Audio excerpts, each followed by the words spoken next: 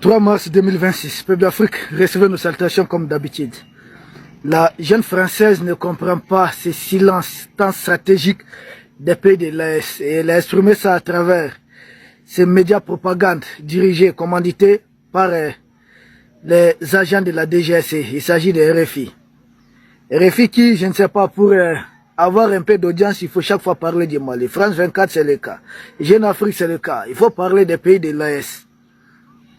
Ils disent que par rapport à ce qui se passe entre l'Iran et les États-Unis, que beaucoup de pays africains ont pris position soit en faveur des frappes américaines, soit en défaveur de ces frappes, c'est-à-dire en faveur de l'Iran. Mais que jusque-là, silence radio du côté des pays de l'AES. Que ce qui se passe entre l'Iran et les monarchies de Golfe, les pays de l'AES ont gardé un silence total. Il a dit, la jeune française, nous ne sommes plus au moment où vous prenez seulement un téléphone et vous nous dites condamner ça ou ne pas condamner ça. Ça montre que l'AES est en train d'atteindre, en tout cas, ce que nous voulons en matière de souveraineté. Nous n'avons plus de compte à vous rendre. Seulement, j'ai quelques questions à l'endroit de la jeune française. Quand la jeune algérienne, bien sûr en collaboration avec elle-même, la jeune française, avait abattu les drones maliens en territoire malien, combien de pays ont condamné l'attitude de l'Algérie? Moi, je veux juste savoir. Les drones maliens étaient sur le point d'éliminer des terreaux qui endeuillent les populations de l'AES, les chefs terreaux, qui étaient en réunion. Et l'Algérie a détruit ces drones pour sauver la vie de ces terreaux. Maintenant, moi, je veux savoir combien de pays ont fait un communiqué pour condamner cette agression flagrante de l'Algérie. Ou bien, c'est pas la même chose. Ou bien, il y a des vies qui sont plus importantes que d'autres vies dans ce monde. L'AES a ses positions, l'AES a ses rapports, par rapport peut-être à ces pays, à ces partis en conflit. Mais l'AES, c'est ce qu'elle est en train de faire. Nous demandons, ce n'est pas la France de nous dire, au moment opportun, quand l'AES doit communiquer, l'AES communiquera. Ce n'est pas Emmanuel Macron qui est embrouillé. Pourquoi nous gardons ce silence? Que peuvent être les retombées de ce silence? Les dirigeants de l'AES se parlent. Les dirigeants de l'AES savent calculer. Dans ce monde, les relations internationales, il n'y a aucune cohérence. Ce qui compte, c'est de sauvegarder les intérêts. Ce qui compte, c'est de triompher, c'est de gagner. Moi, je demande encore à RFI. Quand eux-mêmes, c'est-à-dire les médias de la propagande de la France, RFI, LCI, c'était quoi, BFM, tous ces médias avaient désinformé, faire croire que Bamako était encerclé et que ce n'était plus qu'une question d'heures, pas de jours, des heures, quelques heures. Combien de pays ont condamné ces mensonges des médias français en faveur de groupes terroristes? Est-ce que l'État français même s'est démarqué de ses propres médias? La réponse, évidemment, c'est non. Est-ce que nous, par exemple, la télé AES a interpellé la jeune française pour dire pourquoi vous n'avez pas pris position? Ça ne s'est pas passé. Nous avons connu combien d'attentats contre des militaires, tout comme contre des civils? Combien de villages incendiés? Je veux savoir dans le monde, combien de pays ont fait des communiqués pour condamner publiquement les attentats que nous sommes en train de subir? Combien de pays? Très peu. Ceux qui nous ont aidés dans les coulisses, nous allons les aider dans les coulisses. Ceux qui nous ont aidés publiquement, nous allons les aider publiquement. Ceux qui ont condamné publiquement, nous allons condamner publiquement. C'est de la réciprocité, ce n'est pas compliqué, ce n'est pas trop demandé. C'est pas trop demandé. Récemment, il y a eu l'attaque de l'aéroport international Amani Diori de Niamey.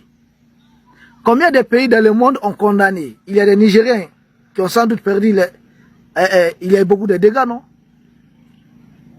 Côté vie humaine ou côté matériel. Combien de pays dans le monde ont communiqué? Donc si c'est nous, personne ne doit communiquer. Et c'est comme si on n'était pas des humains. Mais si ça se passe selon même la jeune française, monarchie de Golfe, on doit communiquer. Nous avons quoi avoir dedans? Monarchie de Golfe. Hey, nous avons nos problèmes. Ce qui se passe là-bas, les population de l'AS, les influenceurs, chacun a communiqué. C'est une agression que nous condamnons tous. Mais vous voulez maintenant les États même. Nos États sont en train de se forger un chemin. Dans ça, il y a beaucoup d'amis, il y a beaucoup d'ennemis. Il y a beaucoup de partenaires fiables. Et nous ne sommes pas pressés.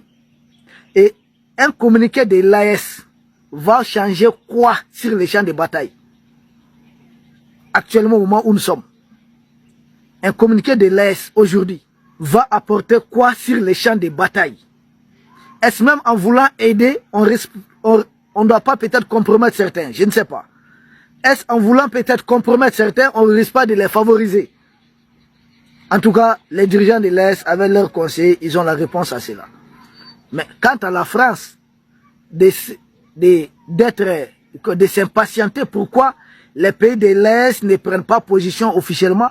Vous connaissez la position officielle des pays de l'Est? Les pays de l'Est sont contre l'impérialisme. Les pays de l'Est sont contre l'agression, toute forme d'agression. Les pays de l'AES, il n'y a pas longtemps, il y a l'ambassadeur d'Iran qui était là, qui veut des relations avec la confédération AES, nous en avons parlé. Maintenant, par rapport à ce qui se passe entre l'Iran et ces pays, que l'Est n'a pas pris position, mais attendez, la position de l'Est est connue, peut-être il n'y a pas pu avec celui qui ne veut pas voir.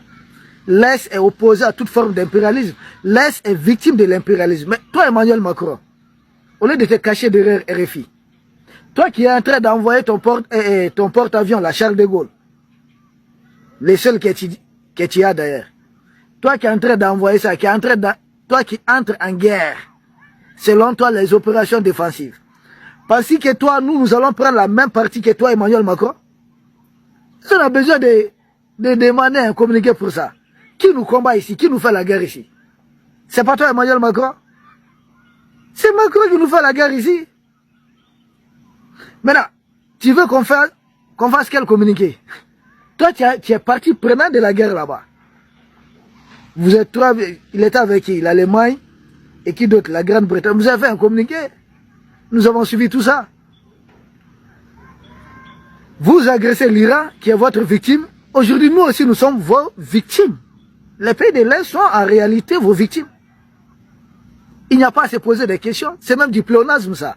Demander un communiqué des pays de l'Est. C'est du pléonasme. Nous sommes en train de suivre, nous observons. Seulement, nous, la leçon que nous tirons de ce qui se passe, c'est que la fameuse question des droits internationaux, là, ça n'existe plus. L'ONU, là, ça n'existe pas. Au lieu de nous poser la question, posez la question à l'ONU. Est-ce qu'il n'y a pas un organe habilité dans ce monde à trancher sur de telles questions? Et quel est l'organe qui doit dire en réalité tel pays constitue une menace pour tel autre? Est-ce à Donald Trump de dire tout simplement s'il lever un bon matin, tel est devenu une menace contre moi? Or, nous savons les dessous de cette guerre. On ne va pas nous embourber dans certaines choses. C'est la guerre de l'énergie. C'est le pétrole, c'est le gaz. C'est pas gratuit que les raffineries sont ciblées. Vous savez aussi les liens entre l'Iran et la Chine en matière de pétrole. Vous savez tout ça. Pourquoi le détroit d'Ormuz, l'Iran est en train de verrouiller ça? C'est la guerre énergétique. C'est la guerre énergétique. De l'autre côté, oui, il y a un peu du racisme aussi dans cette guerre. C'est un peu les chocs de civilisation comme l'autre Américain a l'habitude de le dire. Les Iraniens sont des Perses. De l'autre côté, vous avez fait alliance avec qui? Contre les Perses. Ça aussi c'est connu. Pourquoi maintenant le peuple slave est en train d'appuyer le peuple perse? C'est connu aussi. Il y a beaucoup de trucs dans cette guerre. Nous connaissons un peu tous ces détails. Nous sommes en train de suivre. Mais de part et d'autre, il y a des victimes. Des écoles bombardées. Des filles qui sont mortes, qui n'ont rien demandé. C'est là que j'ai dit, certains pseudo-intellectuels africains, qui selon eux, ils sont totalement opposés aux dirigeants de l'AES. J'ai dit, mais d'accord. Être opposé aux dirigeants de l'Est et refuser de condamner les massacres des jeunes filles, demandez pourtant plutôt à vos blogueurs là que vous entretenez.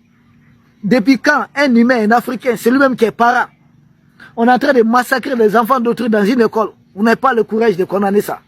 Et c'est à nous que vous êtes en train de vous adresser. J'ai dit, mais vous pouvez ne pas être d'accord avec les dirigeants de l'Est, je peux comprendre.